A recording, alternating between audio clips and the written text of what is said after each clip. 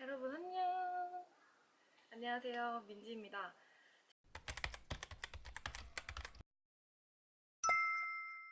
제가 오늘 이렇게 찾아온 이유는요, 제가 대학교 1학년 때부터 3학년 때까지 아르바이트를 하면서 이때 이거는 알았으면 좋았을 텐데 싶었던 것들이 있어요. 그런 것들을 여러분한테 소개를 좀 시켜드리려고 이렇게 카메라를 켜게 됐습니다. 우선 끝난 11월 이후부터 12월부터 알바를 시작해서 이번 연도 8월 말까지 아르바이트를 계속 해왔습니다. 그래서 그동안 카페, 음식점, 과외, 그리고 재택근무 이런 식으로 아르바이트를 해보았는데요. 카페 중에서도 탐앤탐스, 메가커피, 커피의 바나다, 그리고 약간 개인 카페 느낌이 나는 말리바바 커피라는 곳에서 알바를 했었고, 음식점은 아웃백, 그다음에 도스타코스, 과외는 고3 국어 영어, 그리고 중1 국어를 했고요. 그리고 재택근무는 그 재수학원에 선생님들이 만들어주신 자필 문제들을 제가 노트북으로 타이핑을 해서 이제 프린트할 수 있도록 만들어주는 일을 제가 했었어요. 먼저 카페 알바는 음식점 알바에 비해서 몸을 쓰는 알바 중에서는 가장 상전 취급을 받는 알바라고 생각을 해요. 왜냐면 일단 움직이는 장소가 한정이 되어 있잖아요. 어차피 제조를 하는 데는 넓어봤자 얼마나 넓겠어요. 물론 뭐 브라우니 70이나 이런 것처럼 음료만 파는 게 아니라 디저트나 브런치를 같이 파는 카페 같은 경우에는 조금 말이 달라지겠지만, 저는 음료 제조를 위주로 하는 곳을 했기 때문에 그렇게 동선이 넓지 않아서 많이 힘들진 않았습니다. 두 번째로는 알바가 끝나고 나면 몸에서 커피 냄새가 나요. 커피 향이 솔솔 나요. 머리에서부터 발끝까지. 그리고 세 번째로는 커피 좋아하시는 분들한테는 정말 좋은 알바예요. 왜냐면 알바생들한테 보통은 대개는 되게 자유롭게 마실 수 있게 해줘요. 돈 주고 카페에 가지 않아도 될 만큼 많은 커피를 마실 수 있기 때문에 좋다고 할 수 있습니다. 그럼에도 단점이 있다면 여름에는 정말 힘들어요. 네, 제가 메가커피를 여름에 했었거든요. 근데 되게 규모가 작았어요. 작았는데도 불구하고 이게 덥다 보니까 사람들이 아이스 아메리카노를 물처럼 마시잖아요. 그러니까 그냥 하루 종일 아이스 아메리카노를 만들었던 것 같아요. 하루 종일. 그리고 밤 늦게까지 해가 떠 있잖아요. 그래서 여름에 마감하기 직전까지 손님들이 많이 계시더라고요. 알바생 입장으로서는 손님들이 빨리 나가주면 그만큼 마감 준비를 빨리 할 수 있기 때문에 이게 되게 빨리 나가주시는 게 어쩜 정말 중요하거든요. 왜냐면 초과 근무를 할 수도 있어요. 근데 그게 10분, 20분밖에 안 되기 때문에 돈을 또 더 달라고 하기도 애매한 부분이라서, 네, 그런 식으로 늦게까지 손님들이 계시고 아이스 아메리카노는 너무 많이 시키시기 때문에 그런 부분에 있어서 여름에 막 7, 8월에만 단기로 구하는 그런 카페 알바들 있잖아요. 그런 거는 정말 생각을 잘 해보셔야 돼요. 생각보다 카페가 위생관리가 엄청 철저해요. 대기업 프랜차이즈에서 근무를 해서 그런 걸 수도 있긴 하겠지만, 이게 정말 그 통 하나하나 다 닦아야 되고, 그 유통기한 하나하나를 확인을 다 해야 되고요. 그 미리 제조해놓는 뭐 아이스티 같은 것들도 그게 유통기한이 따로따로 있어서 그걸 넘어가면 바로 폐기해야 되고요. 그러다 보니까 되게 잡일이 엄청나게 많아요. 위생관리 때문에 당연히 해야 되는 건 맞습니다. 하지만 그거로 인해서 꿀을 빨려고 하면 안 되지만, 그런 것들이 조금은 스트레스가 될 수도 있다라는 점이 조금은 단점인 것 같아요. 뭐 이거는 모든 직군의 아르바이트에서 다 있겠지만 진상 손님은 어디에나 있습니다. 돈 던지는 분들도 여럿 있었고요. 본인이 정확하게 아이스 아메리카노 시원하게 주세요 라고 말씀을 하셨는데, 음료가 나가고 나니까 자기는 아이스를 먹은다고 한 적이 없다. 이 추운 날 누가 아이스를 먹느냐, 당신이 상식적으로 생각해봐라 라는 말까지 들었었어요. 손가락질을 했던 분들도 있어가지고 조금, 네, 그럴 때는 좀 속상하죠. 그리고 메뉴가 굉장히 많은 카페들이 있어요. 예를 들자면 메가커피. 커피 종류도 어마무시하게 많고요. 특히 프라페 이런 거 있잖아요. 쿠키 프라페, 유니콘 프라페, 민트 초코 프라페, 이런 게 종류가 엄청나게 다양하면 다양할수록 알바생들은 힘들어집니다. 왠지는 말 안 해도 아시겠죠? 그 레시피를 외우는 건 불가능해요. 근데 계속 일하면 숙달이 되긴 하지만 그 레시피 외우는 종이를 항상 받아요, 카페 알바생들은. 근데 그거를 또 숙달을 하고 가야, 그래서 그걸 공부를 해야 된다는 점도 조금 힘들어요. 근데 웬만하면 메뉴가 조금 적은 곳으로 가시는 게 조금 더 정신건강에 행복하실 것이다 라고 추천을 드리는 거고요. 사장님이 좀 이상하신 분들이 있었어요. 이런 썰들은 정말 많아요. 정말 많지만 이제 과거를 묻어두고 그런 좋지 않은 사장님들이 있는 카페도 분명히 있다. 두 번째는 음식점입니다. 아웃백 스테이크하우스 9개월, 그 다음에 도스타코스 10개월 했네요. 음식점 알바의 장점을 말하자면 음식점 알바는 시급이 대체적으로 정말 높습니다. 저 보통 최저시급으로 정해진 시급에 1,000원 이상을 받았고요.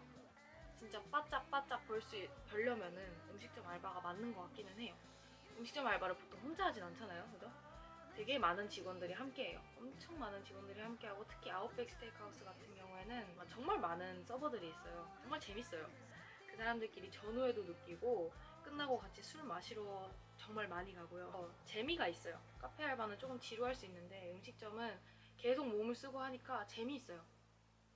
그런 점이 장점. 그리고 뭐 음식점이다 보니까 구비되어 있는 음식이 많잖아요. 그래서 많은 음식을 먹을 수 있습니다. 뭐 매장 음식도 가끔씩 먹을 수 있고 아웃백 같은 경우에는 직원 할인도 가능했고 지금 제가 가장 최근까지 일했던 도스타코스에서도 저녁마다 거기 매장 메뉴를 먹을 수 있었으니까 저는 정말 행운이었죠.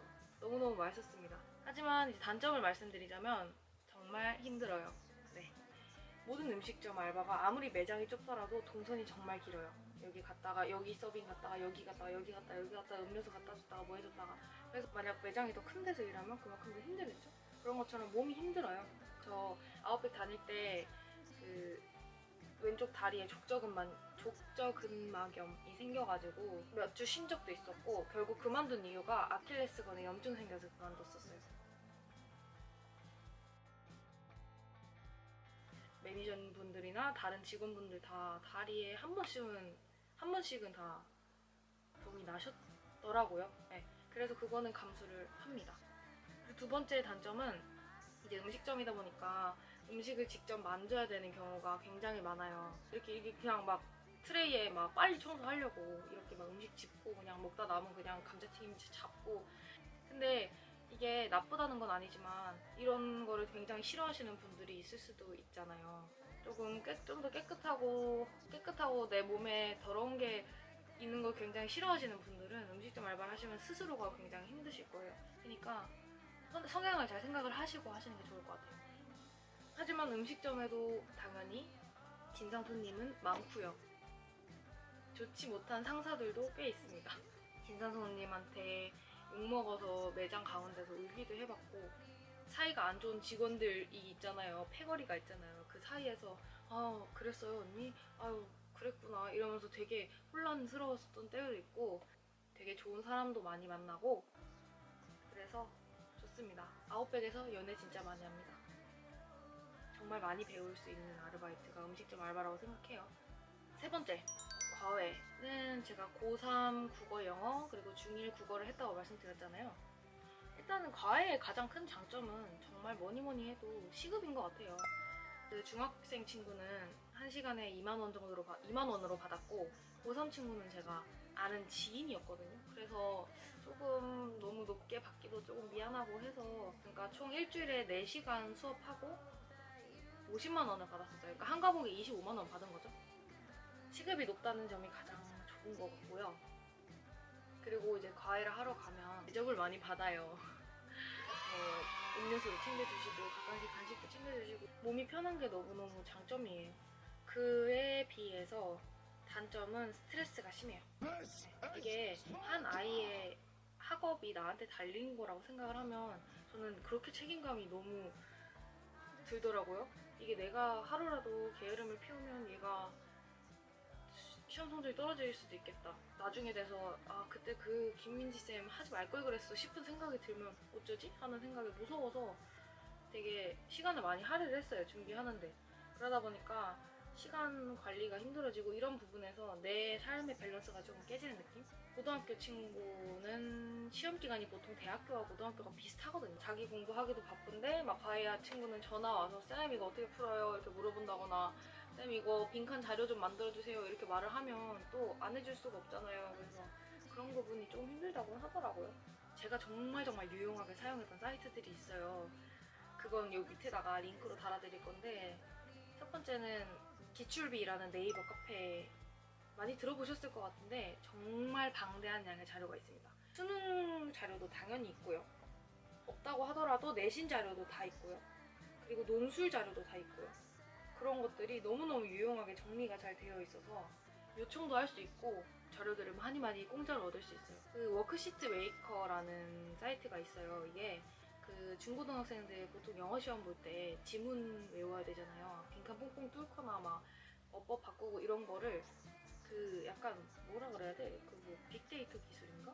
뭐 인공지능인가? 뭔지 모르겠는데 그걸로 제가 지문을 쳐서 넣으면 바꿔줍니다. 최고예요, 정말. 이게 무료로 처음에 지문 몇 개 해주거든요. 근데 저 결국 유료로도 결제했는데 정말 후회 안 해요. 이게 다양한 버전으로 만들어줘요. 지문을 예를 들어 수능 특강 3강 전체가 시험법이다. 그러면 그 3강의 지문들을 여기다가 타이핑을 해도 되고 붙여넣기 해도 되고 프로그램 안에 저장이 되어 있기도 해요. 그거를 넣으면은 그 지문을 영어로 한글로 같이 넣으면 그거를 자기가 이제 분석을 해서 빈칸을 뚫어주고 문장 그 순서 배열도 해주고 내신 대비할 때 너무나 좋은 사이트. 그리고 뭐 과외할 때 부모님 학생한테 요구를 해서 돈을 받으신 후에 그 뭐 유료 사이트들 있잖아요. 기출문제 만들어주는 유료 사이트들, 저 같은 경우에는 나무 아카데미라는 데를 사용했는데 그런 거 이용하시는 게 정말 충분히 대학생 여러분들한테는 인생의 질이 높아지실 겁니다. 그래서 과외는 되게 구하는 방법이 다양하거든요. 김가외라는 어플리케이션에다가 일단 먼저 올렸고, 제가 그 양식을 만들어서 전단지를 만들어서 동네에 붙였어요. 동네에도 붙였고, 그다음에 저희 엄마가 이제 동네 엄마들 카페 같은 거 있잖아요. 뭐 서울시 뭐 동작구 어머니 카페 이런 거, 그런 데다가 어머니가 제가 만든 포스터를 업로드를 해주셨죠. 그렇게 해서 중학교 친구를 구했어요. 신기하죠? 근데 김가의 어플리케이션도 괜찮긴 한데 바로바로 매치가 안 돼요. 이게 좀 오래 걸리더라고요. 근데 제가 중학교 친구도 구하고 난 이후에 한 3개월이 지나니까 저한테 거의 요청이 한 2-3개 정도 오더라고요. 동네 맘카페에 올렸더니 그것도 연락이 추후에 한 2개 정도 더 왔었어요. 보통 과외는 그 친구한테 넘겨받는 경우가 많죠. 그런 기회를 잘 잡는 것도 하나의 방법일 거라 생각해요. 마지막은 자택업무. 제 친구 중에서 재수학원에 다녔던 친구가 있는데 그 친구가 이제 재수가 끝나고 그 학원에 약간 조교 문제 만드는 그런 일을 했는데 선생님이 문제를 자필로 만드시면 그거를 타이핑을 할 사람이 필요하다라고 했는데 제가 마침 그때 일이 없었거든요. 그래서 친구한테 맨날 알바 구해야 되는데 하고 찡찡대던 참이었는데 딱 친구가 제가 생각이 나서 저를 그 자리에 넣어준 거예요. 일주일에 한 번 그 재수학원에 가서 그 선생님이 주시는 그 자필로 만들어진 문제들을 제가 받아가지고 4-5일 뒤에까지 이제 제가 타이핑을 해서 그거를 보내드리는 거를 완료를 하면 한 문제당 얼마 이런 식으로 해서 받았어요. 한 문제당 200원이었던 것 같아요. 장점은 시간 활용이 좋긴 합니다. 이거 왜냐면 제가 잠을 안 자면, 잠을 줄이면 낮에 일을 안 해도 되는 거거든요. 그죠? 집에서 이렇게 하면 되니까 그게 너무너무 좋더라고요. 단점이 꽤 커요. 정신적으로 너무 피폐해져요. 이게 약속한 기한을 지켜야 되니까 이 시간까지 나는 이걸 선생님께 드려야 돼라는 강박관념에 뭐 학교에서 수업 듣다가도 슬쩍 눈치 보다가 꺼내서 타이핑 치고 자기 전에 타이핑 치고 뭐 그냥 이렇게 타이핑을 치는 거예요. 마음대로 또 급하면은 손이 또 막 무뎌지는 거 아시죠? 막 오타가 나고 이러면은 막 너무 스트레스 받는 거예요. 저 그때 그래서 정말 스트레스 꽤 많이 받았었어요. 그때 심지어 시험 기간도 겹쳤다? 이러면 게임 끝. 한 16만원 정도 벌었던 것 같아요. 16만원 정도 벌었던 것 같고 막 타이핑 할 게 많으면 20만원 넘어간 적도 있는데 부업으로 치기에는 스트레스가 너무 많이 받아요. 그래서 조금은 힘들긴 했지만 본인이 타이핑을 정말 자신이 있다. 그러면은 저는 나쁘진 않은 것 같은데 할 일이 좀 많기는 합니다. 그래서 지금까지 제가 일했던 곳을 소개를 시켜드렸고, 이제 제가 생각하는 꿀팁을 좀 말씀드릴게요. 먼저 알바를 구하는 것. 저는 뭐 여러분들이 다 아시는 알바몬, 알바천국 이런 두 어플리케이션에서 제일 많이 이용을 하는데, 이게 두 가지 어플을 다 까세요. 왜냐면 여기에만 올리고 여기 안 올리는 분들도 있고, 여기에만 올리고 여기에는 안 올리는 분들이 꽤나 있어요. 그거를 비교를 잘 해가면서 봐야 되는데, 제가 추천드리고 싶은 기능은 여기 알바몬 어플에 알바 지도라는 카테고리가 있어요. 이게 우리 집 근처를 할 수도 있고, 뭐 내가 자주 가는 역 근처를 할 수도 있고, 그 역 근처의 알바 스팟들을 지도 위에다가 이렇게 똑똑똑 찝어서 주거든요. 근데 저는 그 기능을 정말 많이 활용해서 알바를 구했어요. 이 기능이 굉장히 좋습니다. 근데 그래도 알바 천국도 좋은 어플이니까 두 개를 비교를 하시면서 보시는 게 맞는데요. 100번 1000번을 말해도 아깝지가 않아요. 정말 알바는 제발 집 근처에서 하세요. 아니면 내가 자주 가는 곳, 그러니까 내가 교통비를 써도 아깝지 않은 곳에다가 투자를 하셔야 돼요. 왜냐면 이게 교통비를 정말 무시할 수가 없어요. 이거 가는 거 왔다 갔다 하는 시간이 30분을 넘어간다. 그러면은 그 시간 동안의 돈은, 그 시간은 그럼 저는 그냥 버리는 시간이잖아요. 그러니까 거리를 잘 생각하셔야 돼요. 물론 저는 학기 중에 주중 알바는 추천하지 않는 바긴 하지만, 그렇게 된다면 막 무리하게 학교에서 끝내고 가야지 이렇게 안 생각하셔도 될 것 같아요. 그렇게 중간에 경유하는 곳에서 알바를 해도 괜찮고, 가장 베스트는 집 근처에서 하는 겁니다. 그리고 요거는 이제 마지막 제 꿀팁인데요. 이게 되게 많은 사람들이 그냥 면접 오세요 라고 하면은 그냥 땡 이렇게 그냥 가더라고요. 근데 그거보다 자기만의 이력서를 그냥 한 장 뽑아가는 게 훨씬 뽑을 확률을 높아져요. 보통 이제 면접을 보면은 필기를 하시잖아요. 노트에다가 얘는 어디 다니고 어느 시간대에 하고 싶고 이런 거를 노트에다가 쓰시는데, 내 이력서를 가져가면 보통 내 이력서 위에다가 작성을 하세요. 제 경험에 해본 바 그랬어요.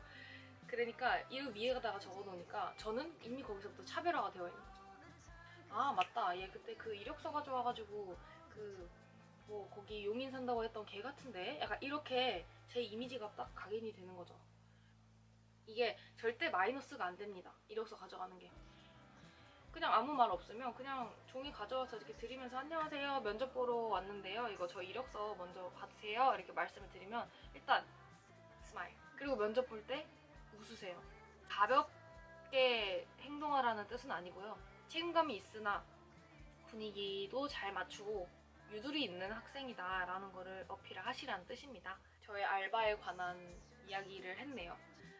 근데 제가 한 가지 확실하게 말씀드릴 수 있는 건, 아르바이트를 3년 반 한 게 저한테는 정말 귀중한 자산이 됐습니다. 정말로. 대학교에서 아무리 레포트를 치고 그래도 못 배우는 것들, 그런 거를 알바에서 배웠기 때문에 저는 지금까지 제가 스쳐 지나갔던 모든 알바했던 곳들에 감사하고, 어쨌든 지금까지 제 알바 스토리를 들어주셔서 감사하고, 제 영상이 여러분들께 조금 도움이 되었으면 좋겠어요. 안녕.